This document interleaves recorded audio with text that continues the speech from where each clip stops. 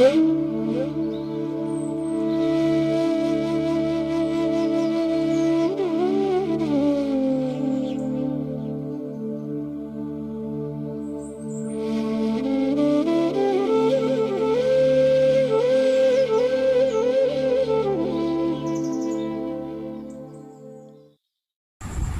নিরঞ্জনং নিত্যমনন্তরূপং ভক্তানুকম্পাধৃতবিগ্রহং বৈ ঈশাবতারং পরমেশমিদ্যং তং রামকৃষ্ণং শিরসা নমামি। নমস্কার। শ্রী শ্রী ঠাকুর, শ্রী শ্রী মা এবং স্বামীজি মহারাজের রাতুল চরণে ভুলুণ্ঠিত প্রণাম জানাই। আজ ঐতিহাসিক মে দিবস এবং এই মে দিবসে যেমন সেই শ্রমজীবী মানুষের উদ্দেশ্যে এই মে দিবসকে উৎসর্গীকৃত করা হয়, ঠিক তেমনি রামকৃষ্ণ ভাব আন্দোলনের ইতিহাসের যাত্রাপথে আজ আরেকটি পুণ্য পবিত্র দিন। 1897 সালের 1 মে বলরাম বসুর বাড়িতে স্বামী বিবেকানন্দ শ্রীরামকৃষ্ণের ত্যাগী এবং গৃহী ভক্তদের সঙ্গে মিলিত হয়েছিলেন। তার উদ্দেশ্য ছিল রামকৃষ্ণ মিশন অ্যাসোসিয়েশন প্রতিষ্ঠা করা। এবং স্বামীজি সেদিন যে বিবরণী বা ভাষণ দিয়েছিলেন সেখানে শেষাংশে বলেছিলেন, আমরা যার নামে সন্ন্যাসী হয়েছি, আপনারা যাকে জীবনের আদর্শ করে সংসারাশ্রমে কার্যক্ষেত্রে রয়েছেন, তাঁর দেহাবসানের 20 বৎসরের মধ্যে প্রাচ্য এবং পাশ্চাত্য জগতে তাঁর পূর্ণ নাম এবং অদ্ভুত জীবনের আশ্চর্য প্রসার হয়েছে। এই সংঘ তাঁরই নামে প্রতিষ্ঠিত হবে। আমরা প্রভুর দাস, আপনারা এ কাজে সহায় হন। স্বামীজির এই প্রস্তাব সানন্দে গৃহীত হয়েছিল এবং শ্রীরামকৃষ্ণদেব ও তাঁর শিক্ষার প্রতি যাঁদের শ্রদ্ধা এবং প্রীতি বর্তমান, তাদের নিয়েই গঠিত হয়েছিল এই অ্যাসোসিয়েশন।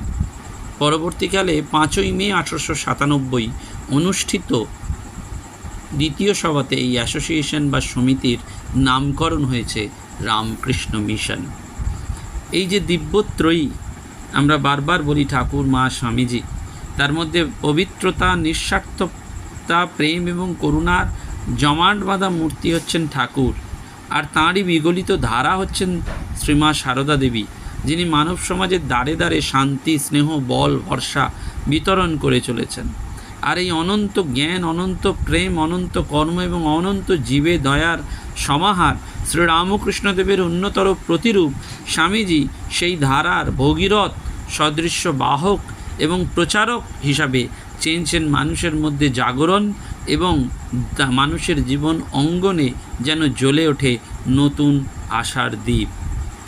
সেজন্য আমরা দেখতে পাই যে ভাবাদর্শ শ্রীরামকৃষ্ণ, যে ভাবাদর্শ, সেই ভাবাদর্শের মূল কথাটি স্বামীজি খুব সুন্দর করে বলেছিলেন যে নিখিল আত্মার সমষ্টিরূপে যে ভগবান বিদ্যমান, একমাত্র যে ভগবানে আমি বিশ্বাসী, সেই ভগবানের পুজোর জন্যই যেন আমি বারবার জন্মগ্রহণ করি।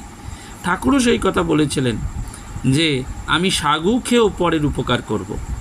শ্রী শ্রী মাও বলেছিলেন, একবার মনে হয় এই শরীরটুকু না হয় খুব একটা বড় শরীর হতো, তাহলে কত জীবেরই না কল্যাণ করতে পারত।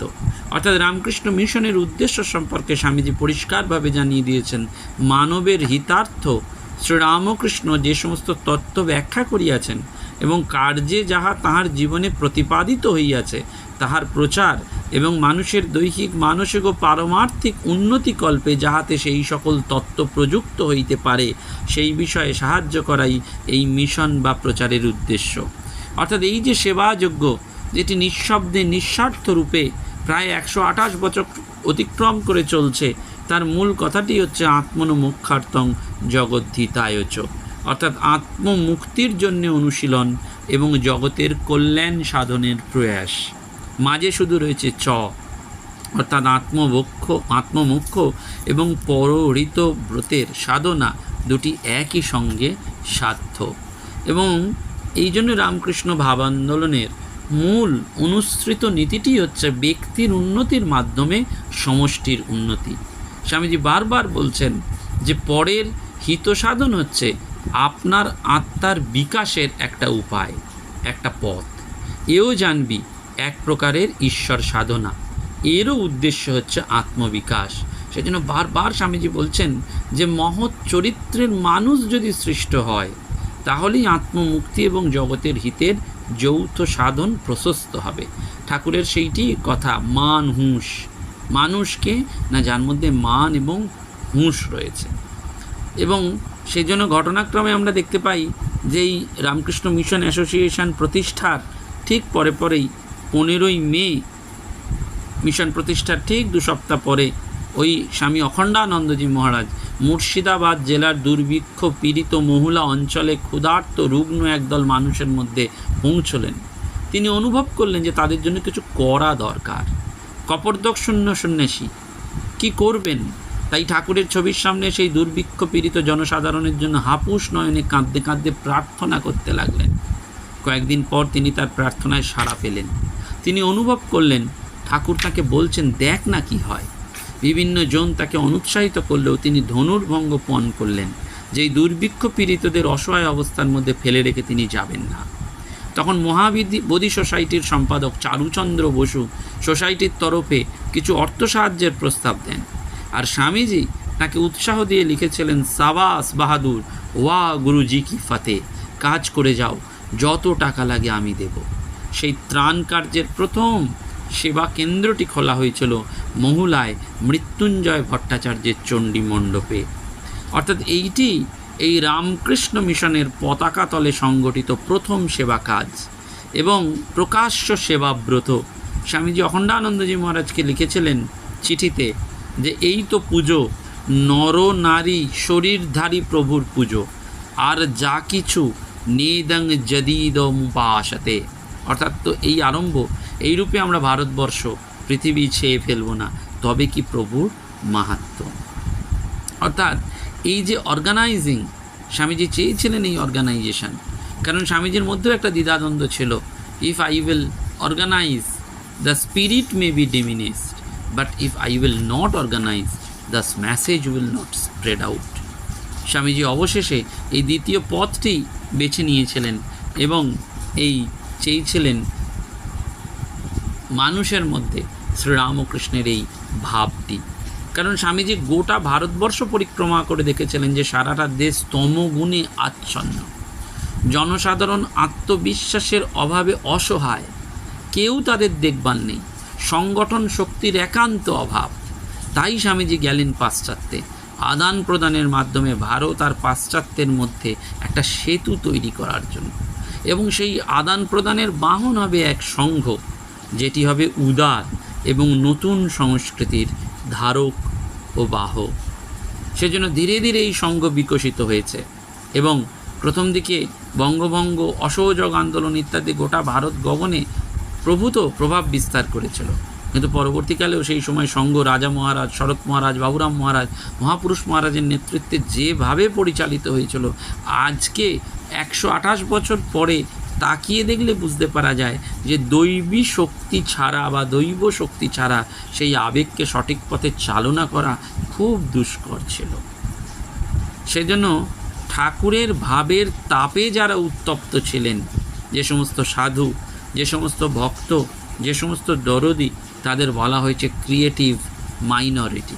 অর্থাৎ তাদের আত্মশক্তি, চেতনা শক্তি, ত্যাগ, তপস্যা এবং সেবার শক্তিতে তারা উজ্জ্বল নক্ষত্রের মতন বিরাজমান ছিলেন এবং আজও রয়েছেন। স্বামীজি চেয়েছিলেন মাকে কেন্দ্র করে গড়ে উঠুক শ্রীমঠ।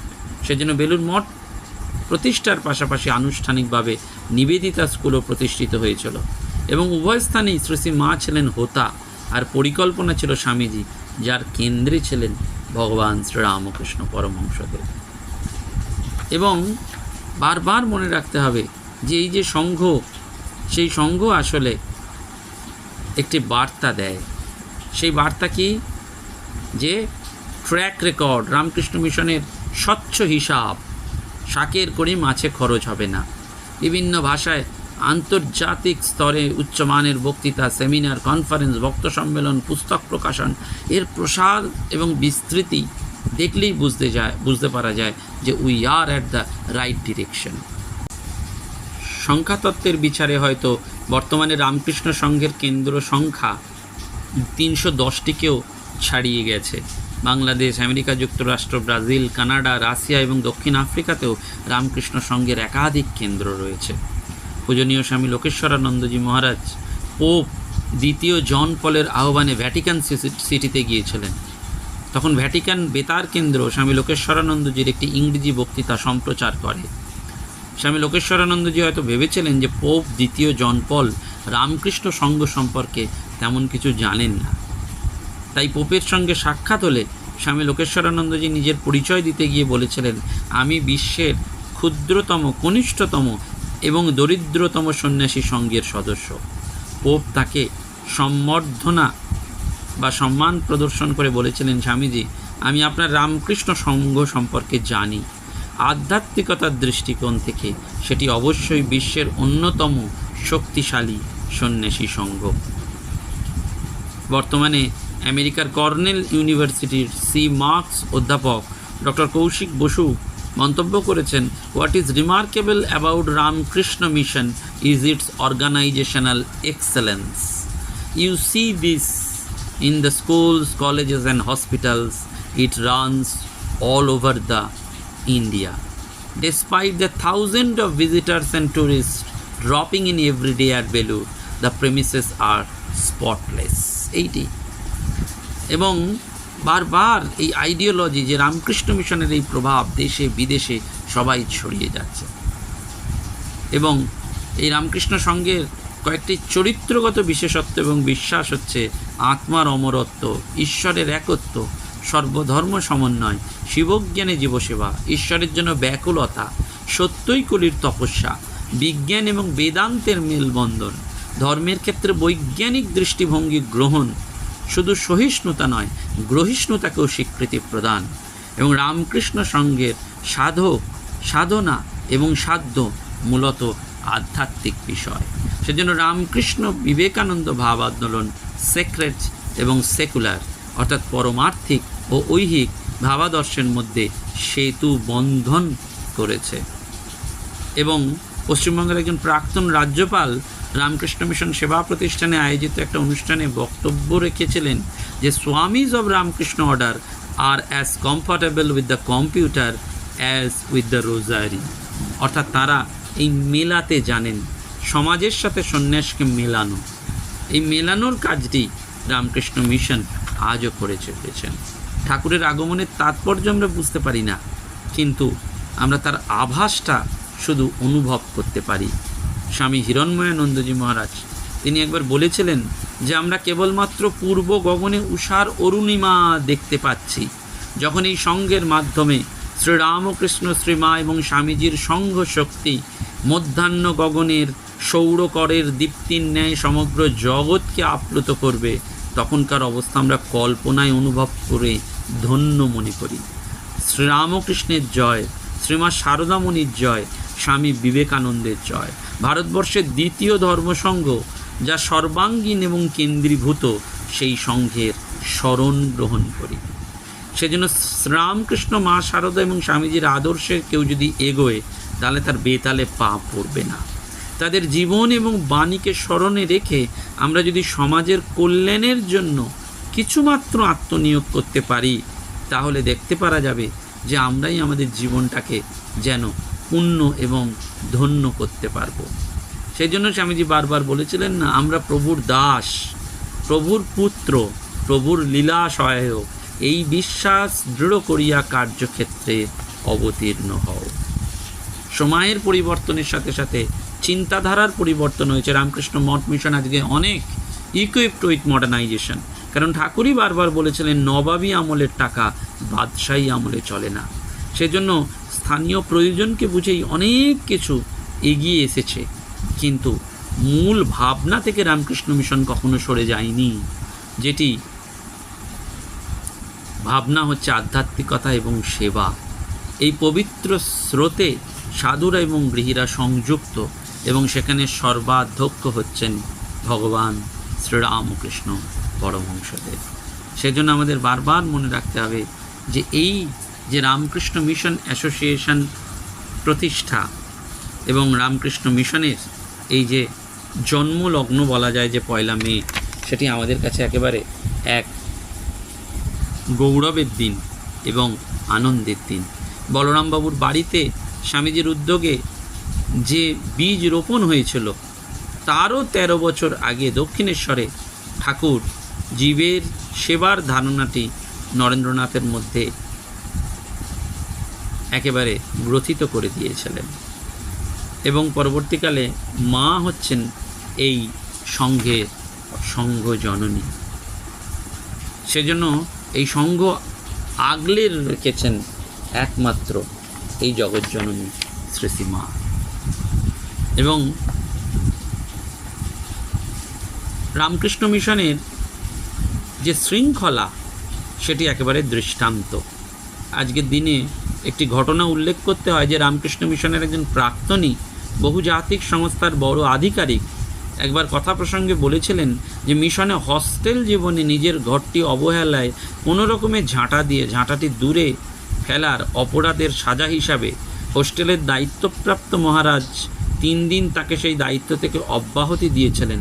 পরিবর্তে নিজে কয়েকদিন ওই ছেলেটির ঘর ঝাঁট দিয়েছিলেন এবং প্রতিবার কাজ সেরে ঝাঁটাটি নির্দিষ্ট জায়গায় রেখে ছেলেটিকে তা দেখিয়ে বলে গিয়েছিলেন, আমার আজকের কাজ ঠিকমতো শেষ হয়েছে, ঝাঁটাটি ঠিক জায়গায় রেখে গেলাম।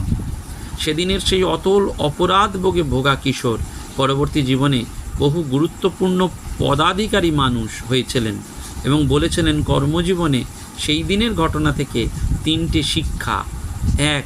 সময়ের কাজ সময়ে করা। 2. যত ছোট বা বড় কাজই হোক না কেন সমান সিরিয়াসনেস ও আন্তরিকতায় করা। আর 3. ঠিক জিনিসটা ঠিক জায়গায় গুছিয়ে রাখা। এটাই জীবনের শিক্ষা। সেজন্য এইটি রামকৃষ্ণ মিশন আজীবন এই পাঠটি দিয়ে চলেছেন। অর্থাৎ এই যে অন্তর এবং বাহির জীবনের কর্মক্ষেত্রগুলিতে মঠ এবং মিশন যেভাবে কাজ করছে তার মূল চালিকা শক্তি হচ্ছে সহানুভূতি। এবং কর্পোরেট স্মার্টনেসের হয়তো অনেকগুলো বিপদ রয়েছে, কিন্তু দেখা যাচ্ছে যে আধার পাল্টালেও পাল্টায়নি সেই তত্ত্বটা তারা ঠিক সেই এক জায়গায় রেখেছেন। সেই জন্য বারবার মনে রাখতে হবে যে এই ভাব গম্ভীর যে সংঘ, যেটির মূল লক্ষ্য হচ্ছে আধ্যাত্মিকতা, কারণ রামকৃষ্ণ মিশন হচ্ছে একটি আধ্যাত্মিক সংগঠন। সেই জন্য এই আধ্যাত্মিক সংগঠন এগিয়ে চলেছে। বেলুড় মঠের বার্ষিক যে জেনারেল রিপোর্ট সেটা একটা বইয়ের মতন হয় এবং হাতে নিয়ে দেখলে বোঝা যায় যে বেদান্তকে কোন দক্ষতায় কর্মজীব যোগ আত্মস্থ করে দিয়েছে। স্বামীজি গ্লোব নিয়ে ম্যাপ নিয়ে ভারতের গ্রামে গ্রামে যেতে বলেছিলেন সন্ন্যাসীদের, কিন্তু আজ রামকৃষ্ণ মঠ এবং মিশনের উপস্থিতি গোটা গ্লোবেই পৃথিবীর মানচিত্রময়। সত্যি সত্যি ঠাকুরের প্রত্যক্ষ দৃঢ়তায় এই সংঘ গড়ে উঠেছে। এই সংঘ আগামী ১৫০০ বছর চলবে। আমরা হয়তো থাকবো না, কিন্তু এই সংঘের সাথে খানিকটা যুক্ত থাকতে পেরে নিজেদের সত্যি সত্যি অধ্যাত্ম ধনী বলেই গর্বিত হতে ইচ্ছা করে। নমস্কার, ধন্যবাদ। প্রাণারাম প্রাণারাম প্রাণারাম প্রাণারাম প্রাণারাম প্রাণারাম। কি যেন লুকানো নামে তাই মিষ্ট এত তব নাম। প্রাণারাম প্রাণারাম প্রাণারাম প্রাণারাম প্রাণারাম।